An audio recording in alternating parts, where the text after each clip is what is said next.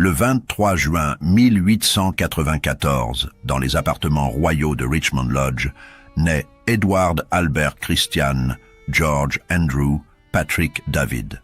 Ce garçon, aux cheveux blonds et aux yeux bleus, deviendra le souverain le plus controversé de l'histoire britannique moderne. Son arrière-grand-mère Victoria règne encore sur un empire où le soleil ne se couche jamais. Personne ne soupçonne que ce bébé royal détruira un jour 1000 ans de tradition monarchique pour une femme. Edward grandit dans un univers de protocoles rigides sous l'autorité de son père, le futur George V, homme strict et conservateur. L'enfant apprend le français, l'allemand, l'histoire britannique et les subtilités de la diplomatie. Il maîtrise l'équitation, l'escrime et l'art de la conversation mondaine.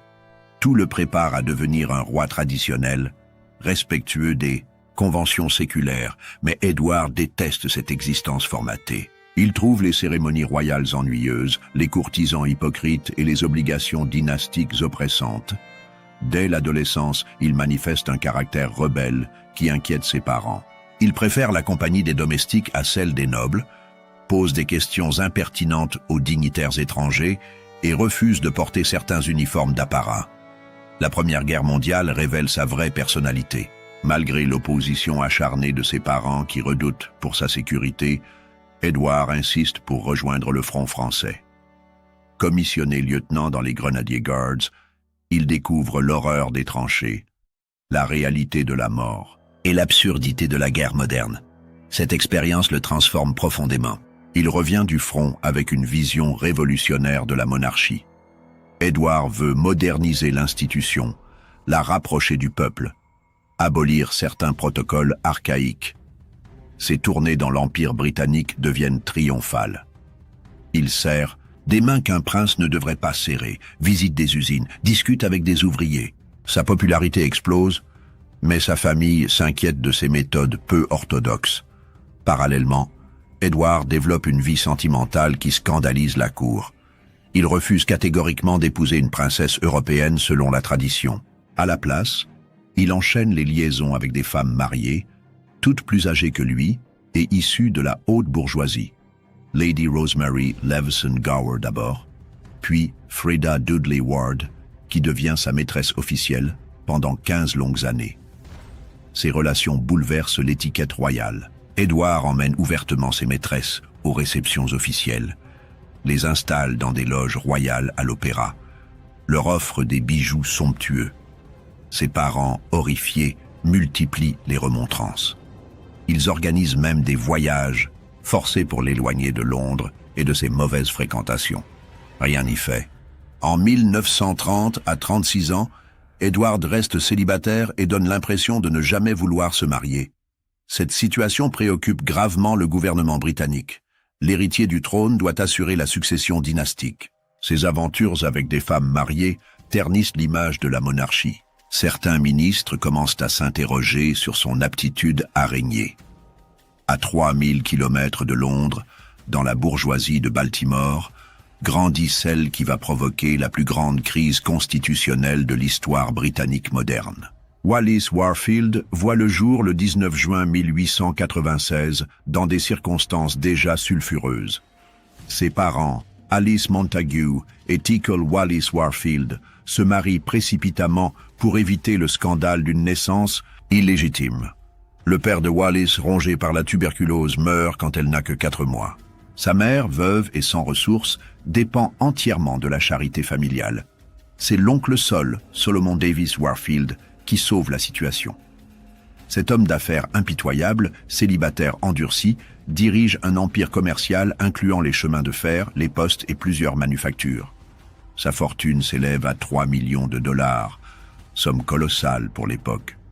Solomon accepte de financer l'éducation de sa nièce à une condition, qu'elle épouse un homme riche et respectable. Cette épée de Damoclès financière forge chez Wallis une détermination féroce et une obsession permanente pour la sécurité matérielle. Elle comprend très tôt que sa beauté et son intelligence constituent ses seules armes pour échapper à la pauvreté. L'Oldfield School, établissement le plus cher de l'État du Maryland, transforme cet enfant de la classe moyenne en parfaite dame de la société. Wallis y excelle dans toutes les matières, apprend le français et l'allemand, mais surtout développe un charme redoutable et une capacité de manipulation qui impressionne ses professeurs. Ses camarades la décrivent comme brillante, spirituelle, mais aussi impitoyablement calculatrice.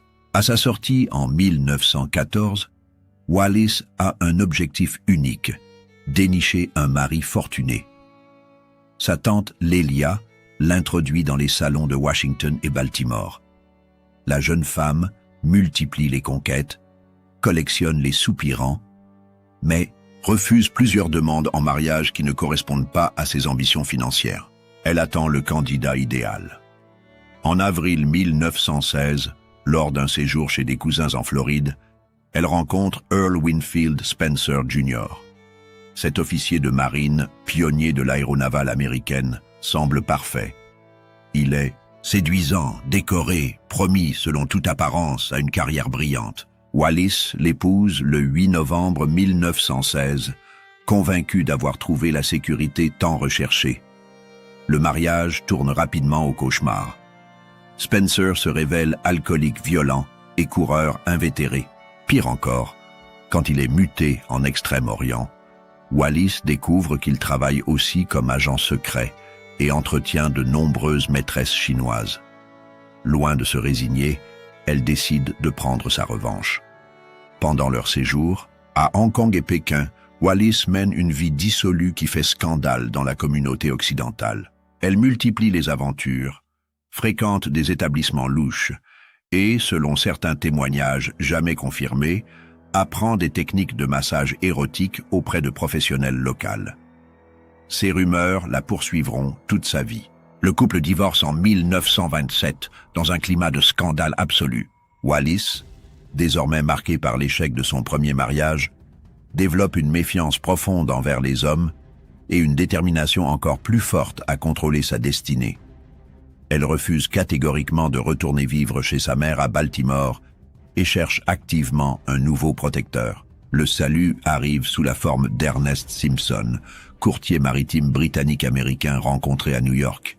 Cet homme de 31 ans dirige l'entreprise familiale Simpson, Spence & Young, spécialisée dans le transport maritime international. Il possède la double nationalité, parle parfaitement français et allemand, évolue dans les milieux d'affaires londoniens. Pour Wallis, il représente l'opportunité rêvée. Ernest Simpson n'est pas particulièrement séduisant, mais il offre la respectabilité et la sécurité financière. Wallis calcule froidement les avantages de cette union. Épouser Simpson lui donnerait accès à la haute société londonienne, infiniment plus prestigieuse que les cercles américains. Elle pourrait enfin réaliser ses ambitions mondaines les plus folles.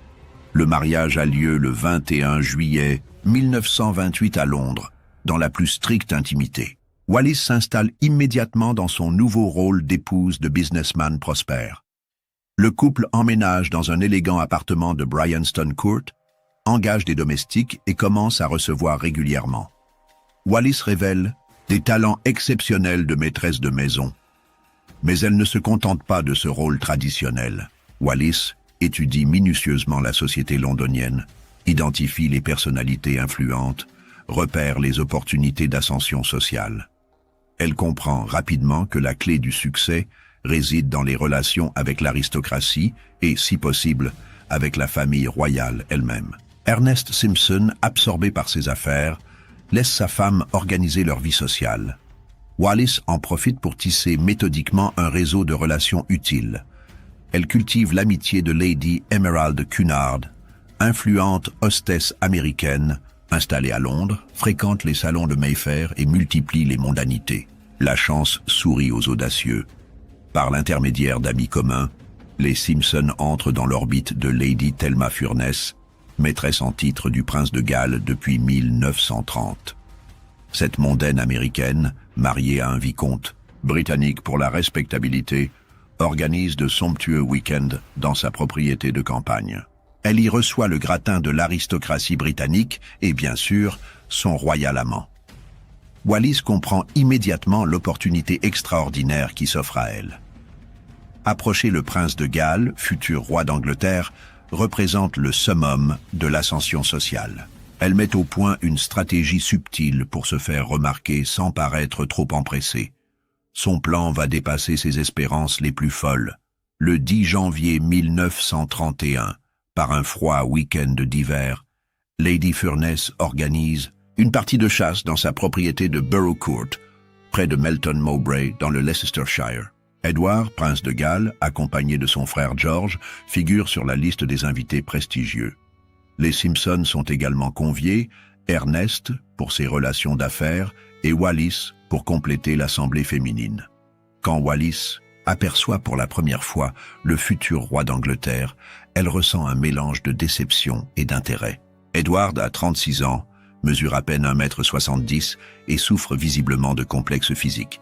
Ses cheveux blonds se raréfient, son visage juvénile contraste avec son âge. Mais ses yeux bleus pétillent d'intelligence et son charme naturel compense largement ses défauts physiques. La première conversation entre Wallis et Edward révèle immédiatement leurs personnalités antagonistes. Le prince, habitué aux courtisans serviles, tente de faire de l'humour en demandant à l'américaine si le chauffage central de son pays lui manque par ce temps glacial. Wallis lui répond du tac au tac qu'elle ne regrette pas ce grand bienfait que son pays a apporté au monde. Cette répartie cinglante produit un effet électrisant sur Edward. Pour la première fois de sa vie, une femme ne le flatte pas, ne se prosterne pas devant son rang, ne cherche pas à lui plaire à tout prix. Au contraire, Wallis le traite d'égal à égal, voire avec une pointe de condescendance qui l'intrigue et l'excite. Le reste du week-end confirme cette première impression. Wallis ne modifie pas son comportement en présence du prince. Elle participe aux conversations sans déférence particulière, critique ouvertement certains aspects de la société britannique, raconte des anecdotes sur l'Amérique avec un détachement amusé. Edward, fasciné par cette attitude inédite, passe de plus en plus de temps en sa compagnie. Ernest Simpson, loin d'être jaloux, encourage ces échanges. Il comprend l'intérêt commercial considérable de ses relations royales pour ses affaires. De plus, sa femme semble simplement faire preuve de l'esprit américain traditionnel, sans arrière-pensée romantique. Erreur fatale de jugement qui lui coûtera très cher. Les mois qui suivent voient naître une relation complexe et ambiguë. Edward invite régulièrement les Simpson à ses réceptions, mais s'intéresse apparemment davantage à Ernest qu'à Wallis. Les deux hommes discutent longuement d'affaires, de politique internationale, de voyages. Wallis reste souvent en retrait, observant, étudiant, préparant sa stratégie. Cette phase d'approche dure plus de 3 ans. Edward apprécie la compagnie du couple Simpson, mais considère Wallis comme une amie spirituelle, rien de plus. Elle-même ne semble pas particulièrement attirée par ce prince fragile et indécis. Tout change brutalement en février 1934. Lady Furness commet l'erreur de sa vie en février 1934. Elle décide de partir plusieurs semaines aux États-Unis pour régler des affaires familiales. Avant son départ, elle demande innocemment à Wallis de veiller sur le prince pendant son absence. Cette requête apparemment anodine déclenche la catastrophe. Wallis saisit immédiatement l'opportunité historique qui s'offre à elle. Sans la présence de sa maîtresse officielle, Edward se retrouve seul et vulnérable. Wallis met en œuvre tous ses talents de séductrice pour le conquérir définitivement. Elle abandonne sa retenue habituelle et déploie un charme dévastateur. La transformation est spectaculaire. Wallis écoute Edward avec une attention passionnée, le conseille sur ses problèmes personnels, le rassure sur ses angoisses concernant son futur rôle de roi. Plus troublant encore, elle n'hésite pas à critiquer certaines de ses décisions, chose qu'aucune femme n'a jamais osé faire auparavant. Cette résistance intellectuelle fascine Edward. Habitué aux femmes soumises qui approuvent tous ses caprices, il découvre avec Wallis une personnalité forte qui lui tient tête. Elle refuse de jouer le rôle de la maîtresse énamourée, préfère celui de la conseillère influente. Cette stratégie s'avère redoutablement efficace. Ernest Simpson facilite inconsciemment cette évolution. Il s'absente de plus en plus souvent pour ses affaires, laisse sa femme seule avec le prince, sans manifester la moindre inquiétude. Certains historiens y voient un calcul cynique. Les commandes royales font prospérer son entreprise. D'autres pensent qu'il sous-estime complètement les capacités de séduction de Wallis. Quand Lady Furness revient d'Amérique en mars 1934, elle comprend immédiatement que tout a basculé. Un seul week-end à Fort Belvedere, lui, suffit pour constater l'évidence. Edward et Wallis affichent une complicité troublante, échangent des regards entendus, semblent partager des secrets intimes. La maîtresse officielle vient d'être supplantée. La confrontation entre les deux femmes reste dans les annales. Je me suis rendu compte que Wallis s'en était occupé excessivement bien, écrira plus tard Lady Furness. Le regard glacial et triomphant que lui lance Wallis achève de la convaincre.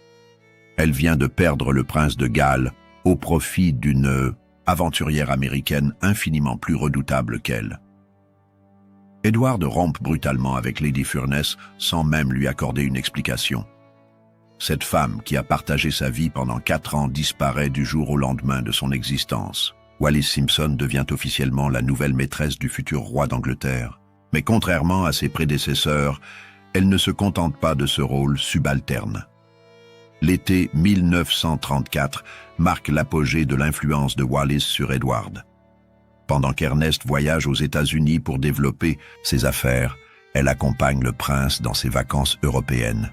Ils visitent Biarritz, font une croisière le long des côtes espagnoles et portugaises, s'affichent ouvertement comme un couple devant les photographes internationaux. C'est lors de ce voyage que Wallis reçoit son premier cadeau princier, une breloque en émeraude et diamant pour son bracelet. Ce bijou somptueux symbolise sa nouvelle position. Elle n'est plus seulement une maîtresse parmi d'autres, mais la femme du prince de Galles. Cette distinction change radicalement la donne politique. Wallis s'installe progressivement dans la vie d'Edward avec une détermination méthodique. Elle réorganise ses appartements de York House et de Fort Belvedere, choisit ses vêtements, influence ses décisions politiques. Le prince, ravi de cette prise en charge, lui délègue de plus en plus de responsabilités dans sa vie privée et publique. Cette ingérence inquiète rapidement l'entourage royal. Les courtisans constatent avec effroi qu'une Américaine divorcée dicte sa conduite au futur roi d'Angleterre. Wallis assiste aux réunions importantes, lit la correspondance officielle, donne son avis sur les nominations. Son influence dépasse largement le cadre sentimental. George V et la reine Mary, parents d'Edward, tentent vainement d'intervenir. Ils convoquent leur fils pour des entretiens dramatiques, lui rappellent ses devoirs dynastiques, exigent qu'il rompe avec cette femme inappropriée. Edward refuse catégoriquement et menace même de renoncer à la succession si on l'oblige à abandonner Wallis. La situation devient encore plus explosive quand Wallis commence à recevoir des cadeaux somptueux. Edward lui offre des bijoux d'une valeur considérable, colliers de perles, bagues de diamants, bracelets d'émeraude. Ces présents, dignes d'une reine, signalent clairement ses intentions matrimoniales futures. Parallèlement, Ernest Simpson assiste à la désintégration de son mariage avec une résignation troublante. Sa femme ne cache plus sa liaison, rentre tard le soir, s'absente des journées entières. Leur relation conjugale cesse complètement.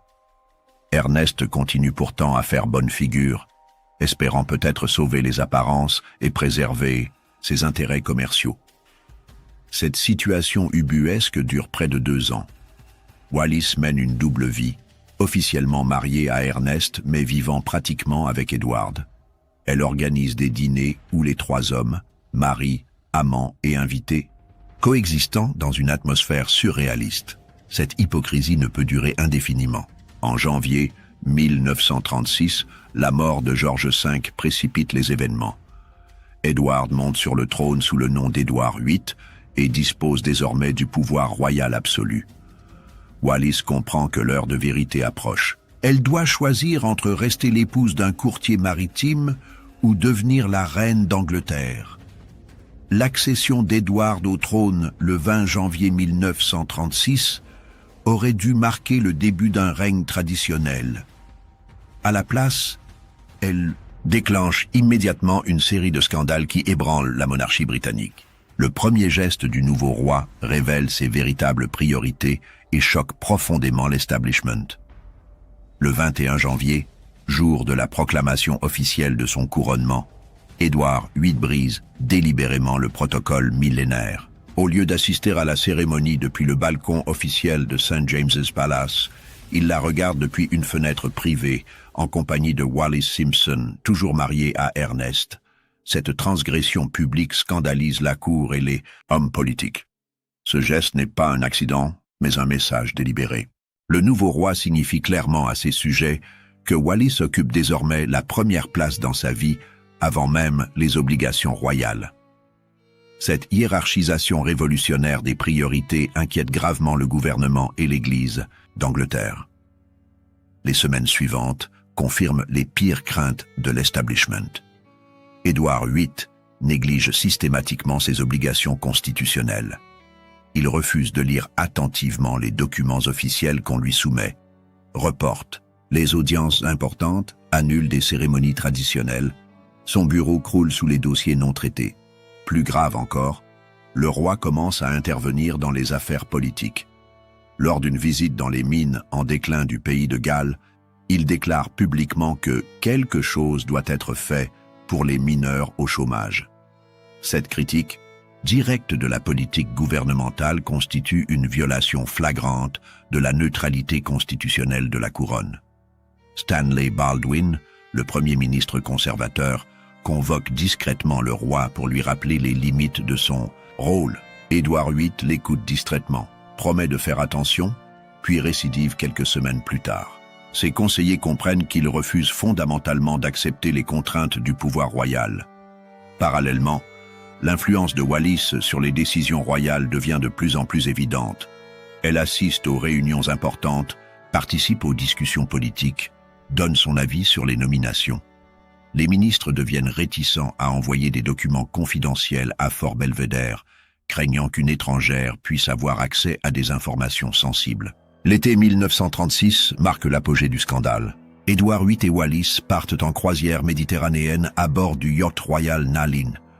Ils s'affichent ouvertement comme un couple marié, posent ensemble pour les photographes, visitent des sites historiques bras dessus, bras dessous. Ces images font le tour du monde et provoquent un tollé international. La presse européenne et américaine fait ses gros titres de cette romance royale. Les journaux publient des photos compromettantes, spéculent sur un futur mariage, analysent les implications politiques de cette liaison. Seule la presse britannique maintient un silence obstiné sur ordre du gouvernement, créant une situation surréaliste. Cette censure officielle divise profondément l'opinion publique britannique. Les citoyens qui voyagent à l'étranger ou lisent la presse étrangère connaissent la vérité sur leur roi. Les autres vivent dans l'ignorance totale de cette crise majeure. Cette hypocrisie ne peut durer indéfiniment sans provoquer une explosion sociale. En octobre 1936, Wallis Simpson franchit le point de non-retour. Elle entame officiellement une procédure de divorce contre Ernest devant le tribunal d'Ipswich. Cette démarche publique révèle au grand jour les intentions matrimoniales du roi. Plus aucun doute n'est possible. Édouard VIII veut épouser cette femme dès qu'elle sera libre. La procédure de divorce de Wallis Simpson déclenche immédiatement la plus grave crise constitutionnelle de l'histoire britannique moderne.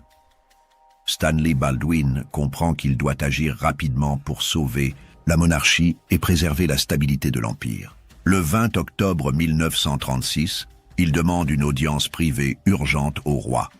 L'entretien qui se déroule à Fort Belvedere entre le Premier ministre conservateur et le souverain le plus rebelle de l'histoire britannique détermine l'avenir de la couronne. Baldwin, homme politique expérimenté et défenseur des valeurs traditionnelles, affronte un roi obsédé par sa maîtresse et prêt à tout sacrifier pour elle. Le Premier ministre expose brutalement la situation. Le peuple britannique n'acceptera jamais comme reine une femme ayant divorcé 2 fois et comptant 2 ex-maris encore vivants. L'Église d'Angleterre, dont le roi est le chef suprême depuis Henri VIII, s'oppose formellement au remariage de Byzanti Dizier, Personne divorcé si leurs anciens conjoints vivent toujours. Plus grave encore, les gouvernements des dominions autonomes, Canada, Australie, Afrique du Sud, Nouvelle-Zélande, font savoir leur opposition catégorique à cette union. Ces pays, qui reconnaissent le roi britannique comme leur souverain, menacent de rompre leurs liens avec la couronne si le mariage a lieu. L'unité de l'Empire est en jeu. Édouard VIII refuse catégoriquement de céder. Le 16 novembre, il convoque Baldwin au palais de Buckingham et lui annonce formellement son intention d'épouser Wallis Simpson, que ses ministres l'approuvent ou non. Si le gouvernement s'oppose à ce mariage, il préfère abdiquer plutôt que de renoncer à la femme qu'il aime. Cette déclaration provoque une onde de choc dans les cercles politiques. Jamais un souverain britannique n'a ouvertement défié son gouvernement et menacé d'abandonner le trône. La Constitution britannique ne prévoit pas cette situation exceptionnelle. Les juristes s'interrogent sur les procédures à suivre en cas d'abdication volontaire. Baldwin tente un dernier compromis pour éviter la catastrophe. Il propose un mariage morganatique inspiré des traditions germaniques. Édouard VIII resterait roi, mais Wallis ne deviendrait pas reine. Elle porterait un titre de rang inférieur et leurs éventuels enfants ne pourraient prétendre à la succession. Cette solution permettrait de concilier l'amour du roi et les convenances dynastiques. L'idée est immédiatement soumise au gouvernement des dominions pour approbation. La consultation révèle l'ampleur de l'hostilité internationale envers Wallis Simpson. Le premier ministre canadien William Lyon Mackenzie King déclare que son pays ne peut accepter cette solution. L'Australie, dirigée par Joseph Lyons, rejette également la proposition. John Smuts, dirigeant sud-africain, refuse catégoriquement. Seul Michael Joseph Savage, premier ministre travailliste de Nouvelle-Zélande, manifeste une certaine compréhension pour la situation personnelle du roi. Mais même lui exprime des réserves sur l'acceptabilité politique de ce mariage dans son pays. L'unanimité des dominions condamne définitivement les projets matrimoniaux d'Édouard VIII. Winston Churchill, alors simple député sans portefeuille ministériel, tente courageusement de soutenir son roi. Il organise un parti du roi informel, rassemble quelques parlementaires favorables au mariage royal, lance une campagne médiatique discrète. Mais ses efforts restent marginaux face à l'hostilité générale de l'establishment politique et religieux. Pendant ces semaines cruciales d'octobre et novembre 1936, Wallis Simpson vit un cauchemar éveillé. Contrairement à la légende romantique qui présente une femme éperdument amoureuse prête à tout pour son roi, la réalité révèle une femme paniquée qui réalise enfin les conséquences catastrophiques de son ambition. Wallis comprend que devenir reine d'Angleterre implique des responsabilités terrifiantes qu'elle n'est pas préparée à assumer. Elle n'a jamais voulu provoquer une crise constitutionnelle majeure, encore moins la destruction de la monarchie britannique. Son objectif était d'obtenir une position sociale prestigieuse, pas de bouleverser l'histoire. Plus pragmatiquement, elle réalise qu'un ex-roi sans royaume présente beaucoup moins d'intérêt qu'un souverain régnant. Être l'épouse d'un duc en exil ne correspond pas à ses ambitions initiales.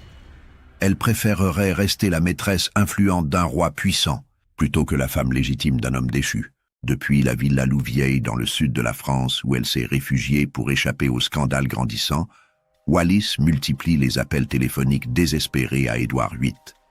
Elle le supplie de ne pas abdiquer, même si cela signifie renoncer définitivement à leur mariage. Ces conversations dramatiques révèlent son état de panique croissant.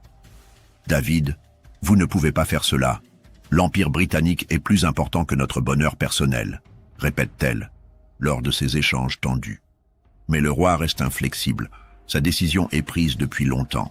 Il sacrifiera son trône plutôt que de perdre Wallis, que celle-ci le veuille ou non.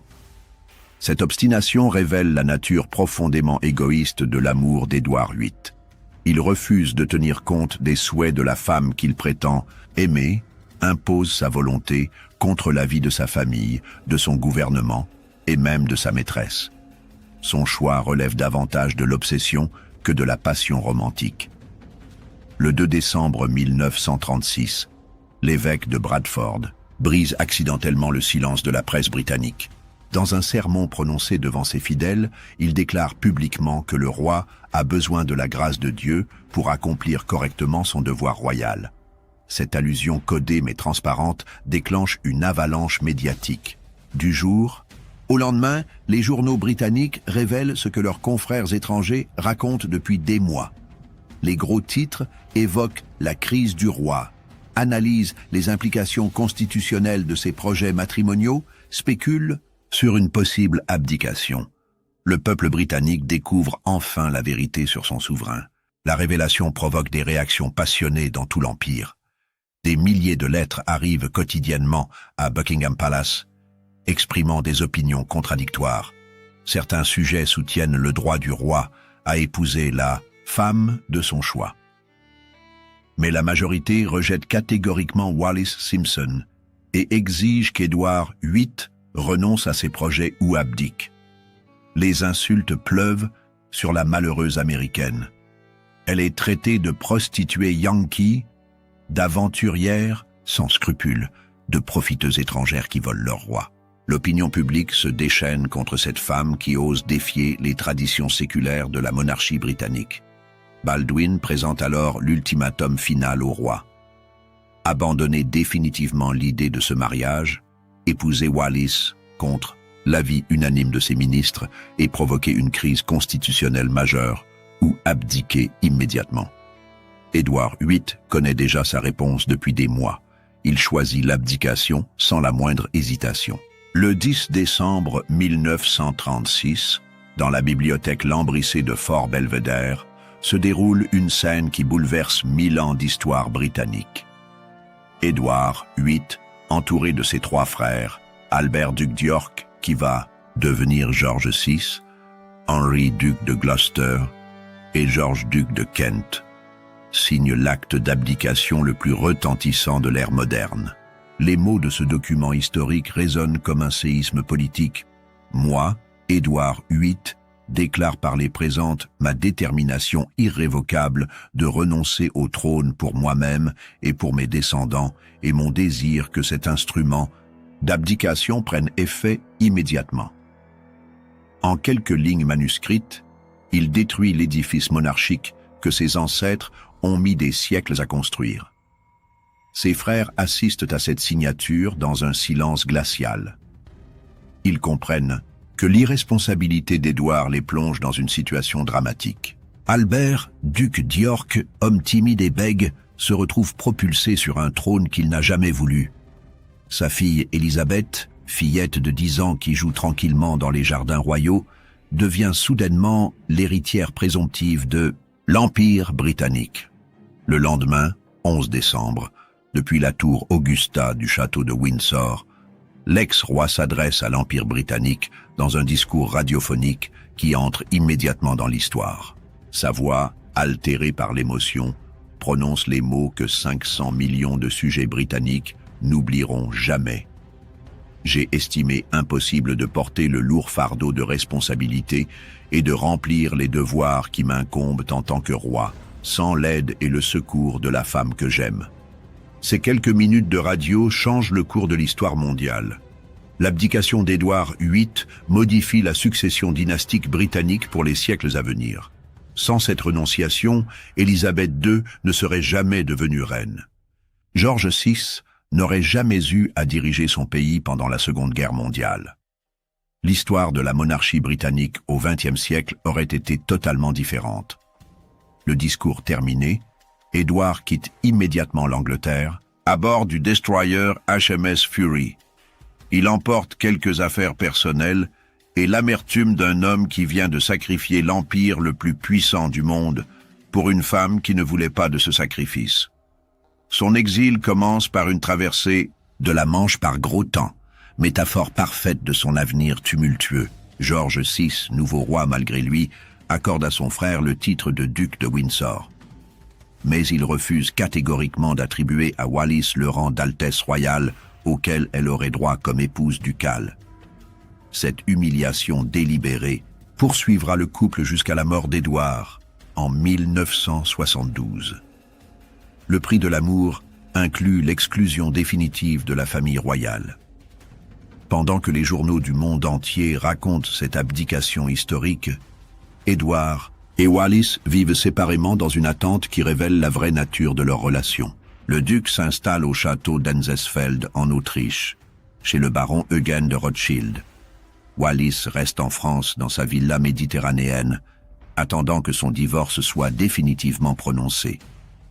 Ces mois de séparation forcée montrent un couple bien différent de la légende romantique. Leur correspondance, rendue publique des décennies plus tard, révèle une femme déçue et un homme obsessionnel. Wallis écrit régulièrement à son ex-mari Ernest Simpson, se plaignant de sa situation et exprimant des regrets sur ses choix passés. Plus révélateur encore, elle surnomme Édouard Peter Pan dans ses lettres privées, comparaison cruelle qui trahit sa perception réelle de cet homme. Elle le voit comme un enfant capricieux vivant dans un monde imaginaire, incapable d'affronter les réalités de l'existence. Cette lucidité tardive arrive malheureusement trop tard pour changer quoi que ce soit. Édouard, de son côté, bombarde Wallis de lettres passionnées qui révèlent davantage une obsession maladive qu'un amour mature. Il refuse d'entendre ses doutes, minimise ses regrets, insiste sur leur bonheur futur. Cette surdité sentimentale caractérise leur relation depuis le début et explique en partie la catastrophe qui s'est abattue sur eux. L'attitude des anciens amis du couple révèle l'ampleur de leur chute sociale. Les aristocrates qui les courtisaient, quand Édouard était roi, les abandonnent brutalement après l'abdication. Lady Emerald Cunard, qui organisait des dîners somptueux en leur honneur, refuse désormais de les recevoir. Le duc et la future duchesse découvrent la versatilité de la haute société. Seuls quelques fidèles maintiennent leur amitié avec les exilés. Winston Churchill, malgré l'échec de son soutien politique, continue de correspondre avec le duc. Quelques aristocrates marginaux acceptent encore de les fréquenter, mais ces soutiens isolés ne compensent pas l'immense solitude qui s'abat sur le couple déchu.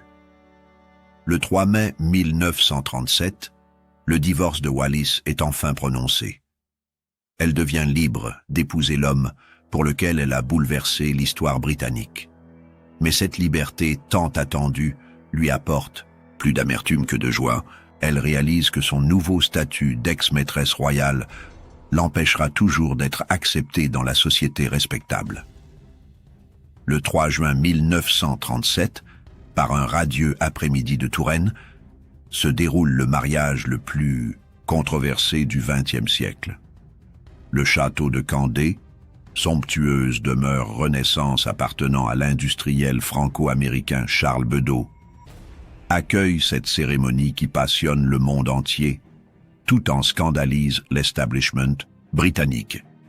L'absence de la famille royale britannique transforme cette union en enterrement social. Aucun membre de la dynastie Windsor n'assiste au mariage de celui qui était roi 5 mois plus tôt. Cette exclusion délibérée souligne l'ampleur de la rupture entre Édouard et sa famille. 16 invités seulement sont présents, principalement des amis français et américains. Wallis porte une robe de soie bleu Wallis, teinte spécialement créée par le couturier Minbocher pour s'harmoniser avec ses yeux. Cette couleur, devenue célèbre dans le monde entier, symbolise paradoxalement l'élégance et l'exclusion. La mariée n'a jamais été aussi belle ni aussi isolée socialement. La cérémonie, célébrée par le révérend Robert Anderson Jardine, se déroule dans une atmosphère de tristesse contenue. Ce pasteur anglican, venu spécialement d'Angleterre pour officier, sera par la suite sanctionné par sa hiérarchie pour avoir uni un couple réprouvé par l'Église. Son geste courageux lui coûtera sa carrière ecclésiastique. Les vœux échangés sonnent creux dans le salon du château. Édouard promet fidélité à une femme qui a déjà montré sa capacité de manipulation. Wallis jure amour à un homme qu'elle appelle Peter Pan en privé. Ce mariage, qui devait consacrer le plus grand amour du siècle, révèle plutôt l'union de deux solitudes incompatibles. Charles Bedeau, leur hôte, organise une réception somptueuse mais tendue. Les invités, Gêné par la situation, multiplie les conversations superficielles pour éviter les sujets sensibles. L'atmosphère festive ne parvient pas à masquer le malaise général qui entoure cette union maudite. Le couple grave symboliquement ses signatures dans le bois de la bibliothèque. Dernier geste de cette journée mémorable.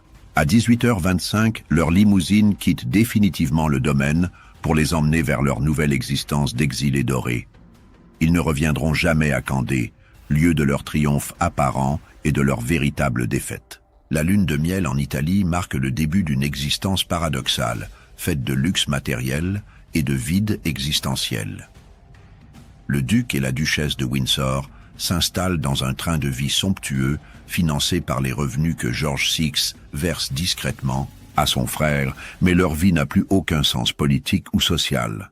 Cette oisiveté dorée les rend vulnérables aux influences les plus dangereuses.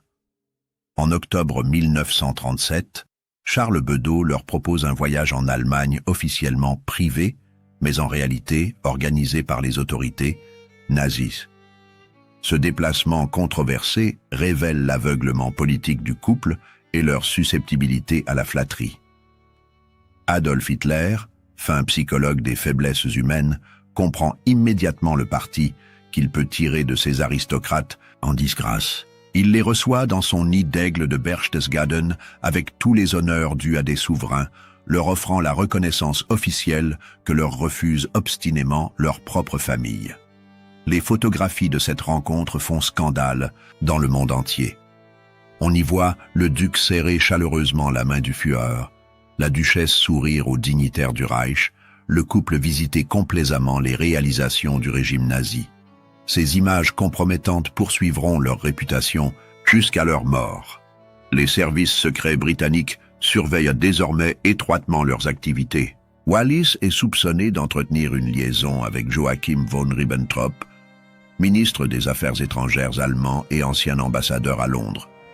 Cette relation, jamais formellement prouvée mais largement commentée, alimente les théories sur un réseau d'espionnage aristocratique. Quand la guerre éclate en septembre 1939, la situation devient critique pour la sécurité britannique. Les Allemands progressent rapidement vers Paris, où réside le couple. Les services de renseignement nazis auraient élaboré l'opération Willy pour utiliser le duc comme roi fantoche d'une Grande-Bretagne occupée. Winston Churchill, devenu Premier ministre, neutralise cette menace en nommant précipitamment le duc gouverneur des Bahamas. Ce poste décoratif mais lointain éloigne efficacement le couple des centres de décision européens. Leur exil tropical préserve la sécurité nationale britannique tout en sauvant les apparences dynastiques. Les années de guerre aux Bahamas révèlent l'inadaptation fondamentale du couple aux responsabilités réelles. Le duc se révèle un administrateur médiocre, plus intéressé par les réceptions mondaines que par la gestion coloniale. La duchesse, frustrée par cet exil tropical, multiplie les caprices et les exigences protocolaires. Cette période caraïbéenne marque l'effondrement définitif de leurs illusions. Édouard comprend qu'il ne retrouvera jamais un rôle politique significatif. Wallis réalise que son titre ducal ne lui apportera jamais la reconnaissance sociale espérée. Leur amour légendaire se transforme progressivement en cohabitation aigrie. L'après-guerre voit le couple s'installer définitivement à Paris, dans un somptueux hôtel particulier, proche du bois de Boulogne. Cette demeure, mise à leur disposition par la municipalité française, devient le théâtre d'une existence paradoxale mêlant luxe inouï et insignifiance politique absolue. Wallis se transforme en icône de mode pour compenser sa marginalisation sociale. Elle collectionne obsessionnellement les bijoux Cartier, porte exclusivement les créations des plus grands couturiers, pose régulièrement pour les magazines de mode internationaux. Cette femme jadis intelligente et ambitieuse devient une poupée de luxe. Ses seules préoccupations concernent désormais ses toilettes, ses bijoux et ses réceptions. Elle organise des dîners somptueux pour une société cosmopolite d'exilés et d'arrivistes, reconstitue artificiellement une cour d'opérette autour de son mari déchu. Cette vie factice ne trompe personne sur son véritable statut. Parallèlement, Édouard sombre dans l'alcool et la nostalgie. Cet homme qui aurait pu moderniser la monarchie britannique, se contente de jouer au golf et de collectionner les anecdotes sur son bref règne. Sa conversation tourne obsessionnellement autour de ses 11 mois de royauté, ressassant indéfiniment les injustices subies. Leur rare visite en Angleterre se déroule dans une atmosphère glaciale soigneusement orchestrée par la famille royale. Élisabeth II, devenue reine grâce à l'abdication de son oncle, les reçoit avec une politesse distante qui souligne leur marginalisation définitive. Ces retrouvailles protocolaires blessent profondément le duc. Le couple vieillit dans l'amertume mutuelle. Leurs amis décrivent des scènes de ménage violentes où éclatent 20 ans de frustrations accumulées. Édouard reproche à Wallis d'avoir gâché sa vie royale. Elle lui répond qu'elle n'a jamais demandé qu'il abdique. Ces disputes révèlent la fausseté de leur amour légendaire. Wallis prend discrètement des amants parmi les gigolos parisiens et les aristocrates désargentés. Édouard tolère ces infidélités pourvu qu'elles restent discrètes. Leur mariage, devenu purement conventionnel, survit uniquement grâce aux apparences et aux contraintes financières. Les décennies passent sans apporter la moindre réconciliation avec la famille royale britannique. George VI, puis Élisabeth II, maintiennent inflexiblement l'exclusion du couple.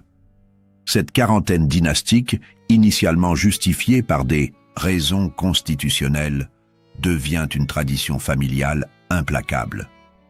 Le 28 mai 1972, Édouard s'éteint dans son lit parisien, rongé par un cancer de la gorge aggravé par des décennies de tabagisme et d'alcoolisme. Il a 77 ans et conserve jusqu'au bout le titre de duc de Windsor que lui a accordé son frère George VI.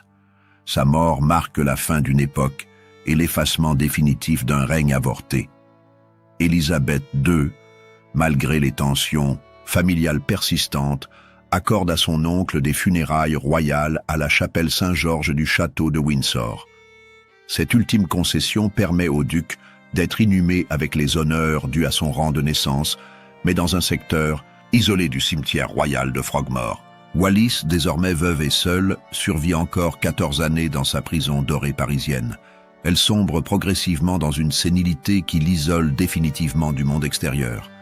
Ces dernières années se déroulent dans un huis clos tragique entouré uniquement de domestiques et d'amis intéressés par son héritage. Sa mort le 24 avril 1986, à 89 ans, passe presque inaperçue dans l'actualité internationale.